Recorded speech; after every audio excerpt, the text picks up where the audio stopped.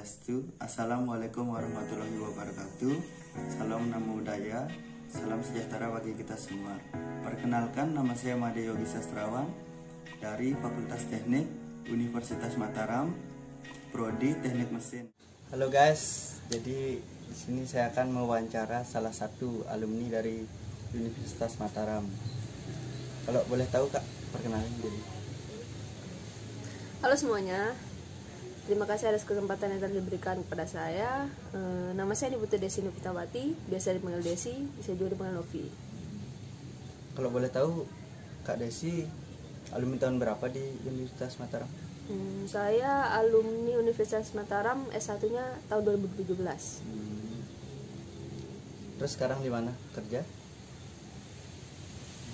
Pengangguran pasti ya. Ya, bisa dibilang begitu. Kak, Itu rahasia. rahasia pribadi. Iya. Kak, di sini kita mau diskusi nih Kak, Iya. tentang seputaran Pancasila nih. Nah, saya mau nanya nih sedikit, menurut Kak Desi, kenapa Pancasila bisa disebut sebagai identitas nasional? Jadi ini diskusi, maksudnya mau salah benar nggak masalah gitu ya. Yang penting Kan yang menurut penting saya. menurut ya. Dari Sama-sama nanti belajar berarti ya. Nanti saya nyimpulkan gitu. Yang menurut Kak Desi. Apa tadi pertanyaannya? Menurut Kak Desi, kenapa Pancasila bisa disebut identitas nasional? Mengapa Pancasila bisa disebut sebagai identitas nasional? Iya. Jadi seperti yang pernah saya pelajari, ya, kan identitas nasional itu dibagi menjadi dua kata. Kita perlu tahu dulu nih sebelum kita menyebut mengapa sih kok Pancasila itu bisa disebut sebagai identitas nasional. Identitas nasional itu dibagi menjadi dua kata yang mempunyai arti yang berbeda, ya tersendiri. Di mana identitas itu artinya suatu ciri, suatu tanda, suatu jati diri yang melekat. Di identitas itu jati diri yang melekat untuk membedakan orang yang satu dengan orang yang lainnya. Tidak hanya itu, identitas itu juga untuk membedakan satu hal yang satu dengan yang lainnya. Sedangkan nasional itu artinya bangsa, kebangsaan. Jadi apabila kita gabung, pengertian dari identitas nasional itu adalah suatu ciri, suatu tanda, suatu jati diri yang melekat di dalam suatu hal tertentu atau pada orang tertentu yang membedakan hal tersebut dengan hal yang lainnya. Akan tetapi kalau berbicara terkait Pancasila di sini, konteks negara Indonesia, di mana identitas nasional negara Indonesia itu memiliki arti yang merupakan manifestasi nilai-nilai budaya luhur yang tumbuh dan berkembang di Indonesia. Jadi nilai-nilai budaya itu tumbuh sebelum masuknya agama-agama besar sampai sekarang yang seperti sekarang ini. Nah, jadi nilai-nilai budaya itu menjadi satu kesatuan yang bersatu di persatuan itu dari berbagai aspek kehidupan di dalam masyarakat. Nah, sehingga dia itu pada dasarnya Pancasila dan Bhinneka Tunggal Ika itu menjadi dasar pengembangan negara Indonesia itu sampai saat ini. Selain berarti Pancasila itu sebagai identitas nasional bangsa Indonesia ya Kak? Ya, bisa dibilang Pancasila itu sebagai identitas nasional bangsa Indonesia. Kan tapi itu mungkin banyak bukan hanya Pancasila aja sih. Identitas nasional bangsa Indonesia itu kan ada dari bahasanya, ada dari benderanya, macam. Kalau dia beragam, selain itu apa aja sih yang menjadi identitas nasional bangsa Indonesia? Kalau yang menjadi identitas nasional bangsa Indonesia itu yang pertama dari bahasanya. Kita kan tahu di sini Indonesia itu mempunyai berbagai macam daerah dari 34 provinsi itu punya bahasa daerahnya masing-masing. Jadi bahasa itu mulanya tumbuh dari ucapan-ucapan manusia kan? Dan kita nggak mungkin dong ketika berinteraksi dengan satu orang yang berbeda daerah, otomatis daerah kita lain kan bahasanya, kita nggak akan bisa mengerti gitu. Sehingga dibutuhkanlah satu bahasa persatuan, yaitu bahasa Indonesia, di mana bahasa Indonesia itu merupakan bahasa persatuan Indonesia yang digunakan untuk bagaimana bisa masyarakat di Indonesia itu berinteraksi dengan satu bahasa itu. Lalu yang kedua, identitas nasional itu bendera. Bendera di sini dia kalau masalah itu ada diatur di dalam Undang-Undang Dasar Negara Kesatuan Republik Indonesia tahun 1945 dalam pasal 35, di mana bendera Indonesia adalah sang merah putih. Jadi merah artinya berani, putih artinya suci. Lalu yang ketiga itu lagu kebangsaan. Lagu kebangsaan Indonesia Raya yang diciptakan oleh W.R. Supratman pada tahun 1924 itu menjadi lagu kebangsaan Indonesia Raya, dan itu dinyanyikan pada saat kita merdeka pada 17 Agustus 1945. Lalu setelah lagu kebangsaan itu semboyan, ya. Semboyan menjadi salah satu identitas nasional bangsa Indonesia, di mana sebelum semboyan itu lambang negara, ya, lambang negara Indonesia, ya. Lambang negara Indonesia itu diatur di dalam pasal 36C Undang-Undang Dasar Negara Kesatuan Republik Indonesia tahun 1945, di mana di sana sudah dijelaskan bahwa lambang negara kita itu Garuda Pancasila. Jadi apa saya perlu jabarkan Garuda itu atau bagaimana? Kalau bisa biar semua tahu, jabarkan aja. Iya. Jadi kalau kita mengacu, kenapa sih kok Garuda Pancasila gitu? Maksudnya kok burung Garuda yang jadi lambang negara Indonesia?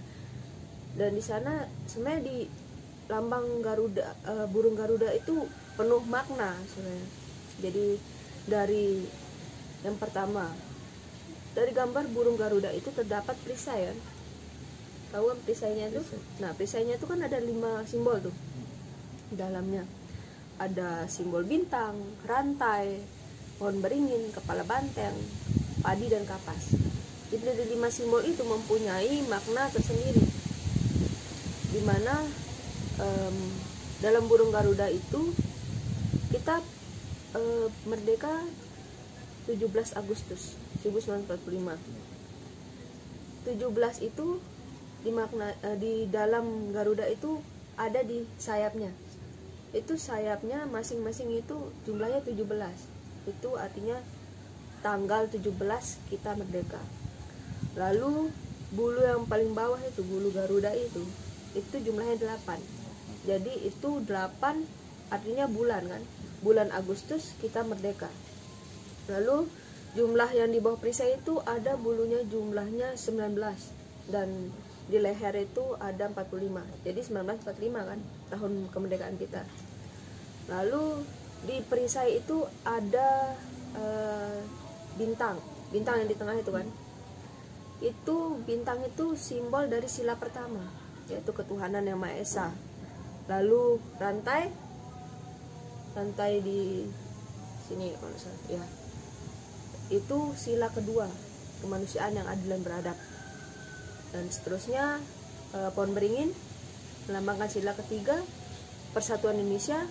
Lalu yang keempat adalah kepala banteng yang melambangkan sila keempat, yaitu kerakyatan yang dipimpin oleh hikmat kebijaksanaan dalam pemusyawaratan dan perwakilan. Dan yang kelima, yang terakhir adalah padi dan kapas, di mana di sana melambangkan sila kelima, keadilan sosial bagi seluruh rakyat Indonesia. Lalu setelah itu dia kan mencengkram apa sebenarnya kayak semboyan gitu kan. Nah itu juga salah satu identitas nasional bangsa Indonesia, dimana di sana bertuliskan Bhinneka Tunggal Ika, yang artinya walaupun berbeda-beda tetapi tetap satu jua. Di dalam Garuda itu juga terdapat melintang garis, dimana di sana artinya bahwa Indonesia ini sebenarnya dilintasi oleh garis khatulistiwa. Ya. Jadi mungkin kalau untuk lambang itu seperti yang saya uraikan tadi itu sepengetahuan saya. Lalu kalau yang dasar filsafat dasar falsafah Indonesia itu kan Pancasila yang tadi mengapa Pancasila disebut sebagai identitas nasional itu ya Pancasila. Lalu terkait identitas yang lain itu konstitusi. Konstitusi itu sebagai hukum dasar Indonesia itu adalah Undang-Undang Dasar Negara Kesatuan Republik Indonesia tahun 1945. Di mana di sana dalam pasal 7 ayat 1 Undang-Undang Nomor 12 tahun 2011 sudah dijelaskan bahwa hierarki perundang-undangan yang paling tertinggi kedudukan peraturan perundang-undangan itu adalah Undang-Undang Dasar tersebut. Lalu bentuk negara kita kan yang berkedaulatan rakyat itu juga merupakan salah satu identitas nasional bangsa Indonesia. Konsep negara kita kan yang berwawasan Nusantara, karena terdiri dari beribu-ribu pulau istilahnya kan. Nah, itu. Lalu yang terakhir itu kebudayaan daerah, masing-masing daerah itu kan mempunyai kebudayaan. Jadi kebudayaan itu diterima oleh kita sebagai kebudayaan nasional. Nah, saya juga mau menanyakan nih, di sini jadi dari beberapa identitas nasional tersebut apa aja sih Kak unsur dari identitas nasional? Unsur-unsur dari identitas nasional. Unsur-unsur maksudnya unsur-unsur identitas nasional yang dari tadi yang saya jabarkan itu juga. Iya. Oke. Kalau unsur-unsurnya mungkin sama sih ya, sama seperti yang saya jabarkan tadi, mungkin cuman kita lebih spesifik lagi, lebih kita khususkan lagi, di mana unsur-unsur yang pernah saya pelajari identitas nasional itu yang pertama suku bangsanya. Jadi dari seperti saya bilang tadi itu, dari 34 provinsi ini masing-masing daerahnya mempunyai suku bangsanya lumayan ya, banyak, bisa dibilang banyak. Dan sempat saya baca itu menurut survei dari Badan Pusat Statistik pada tahun 2010 itu jumlah suku bangsa yang ada di Indonesia itu sekitar 1.340. Nah, itu suku bangsa yang paling besar jumlahnya itu ada di Pulau Jawa, sedangkan yang suku bangsa yang bisa dibilang jumlahnya lebih sedikit itu ada di Papua. Lalu suku bangsa, unsur yang kedua itu agama. Jadi agama kita yang diakui secara resmi di Indonesia itu ada 6. Yang pertama agama Islam, agama Hindu, agama Kristen, Protestan, Katolik, Buddha, Konghucu. Agama ini yang mayoritas di Indonesia itu adalah agama Islam, yang bisa dibilang yang paling besar, yang paling banyak menganut agama Islam itu di Indonesia. Lalu yang ketiga, unsur yang ketiga itu kebudayaan. Seperti yang udah saya katakan tadi sebelumnya, yang terakhir tadi kebudayaan itu ya sama pengertiannya. Jadi kebudayaan yang ada di Indonesia ini dari berbagai macam daerah mempunyai kebudayaan yang berbeda-beda di setiap daerah, baik itu dari pakaian adatnya, dari rumah adatnya, bahkan setiap daerah tuh mempunyai tarian adat yang berbeda-beda, dan itu menjadi ciri khas daerah itu masing-masing. Dan bisa dibilang budaya di Indonesia ini bukan hanya budaya pribumi asli, maksudnya asli pribumi punya gitu dari dulu, akan tetapi ada budaya yang sudah dipengaruhi oleh dari ya seperti Tionghoa, lalu Arab, India, bahkan Eropa. Lalu unsur yang keempat itu sama seperti yang tadi dari awal itu, yang identitas yang paling awal itu adalah bahasa. Ya. Jadi seperti yang saya katakan tadi, bahasa yang istilahnya di setiap daerah itu kan bahasanya berbeda-beda. Itu muncul dari kenapa ada bahasa itu muncul dari ucapan manusia ketika berinteraksi satu sama lain. Dan kita nggak mungkin bisa menguasai, ya mungkin ada yang bisa menguasai semua bahasa yang ada di setiap daerah, tapi itu istilahnya ya mungkin ada 5:1000 atau bagaimana lah istilahnya, kan jarang ada yang bisa seperti itu, alangkah hebatnya gitu kan. Jadi kita di sini memudahkan agar bisa berkomunikasi dengan orang yang satu dengan orang yang lain walaupun berbeda daerah. Itu sudah disepakati dengan membentuk bahasa persatuan, yaitu bahasa Indonesia. Jadi kita istilahnya walaupun tidak bisa bahasa daerah yang ini misalnya, atau bahasa daerah yang ini sedang karena kita berbeda daerah, tapi bahasa yang menyatukan kita, bahasa yang bisa membuat kita berinteraksi dengan orang yang lainnya, itu adalah bahasa Indonesia. Jadi itu aja unsurnya tuh. Ya. Oh, mungkin diskusi kita sampai sini aja. Mungkin boleh saya nyimpulkan nih. Boleh, kita kan sama-sama belajar di sini. Jadi mungkin itu yang udah saya pelajari, sepengetahuan saya seperti itu. Jadi di sini saya dapat simpulkan nih, Pancasila sebagai identitas nasional karena merupakan pandangan hidup bangsa, kepribadian bangsa, filsafat Pancasila, dan juga sebagai ideologi negara, sehingga mempunyai kedudukan paling tinggi dalam tatanan kehidupan berbangsa dan bernegara. Lalu yang menjadi identitas nasional Indonesia adalah yang pertama, bahasa nasional atau bahasa persatuan, yaitu bahasa Indonesia. Yang kedua, bendera negara, yaitu sang merah putih. Yang ketiga, ada lagu kebangsaan, yaitu Indonesia Raya. Yang keempat, ada lambang negara, yaitu Garuda Pancasila. Yang kelima, semboyan negara, yaitu Bhinneka Tunggal Ika kan. Terus lalu ada dasar falsafah negara, yaitu Pancasila. Ada konstitusi dasar hukum negara, yaitu Undang-Undang Dasar NKRI 1945. Bentuk NKRI yang berkedaulatan rakyat. Terus ada konsepsi negara, yaitu wawasan Nusantara dengan negara kepulauan.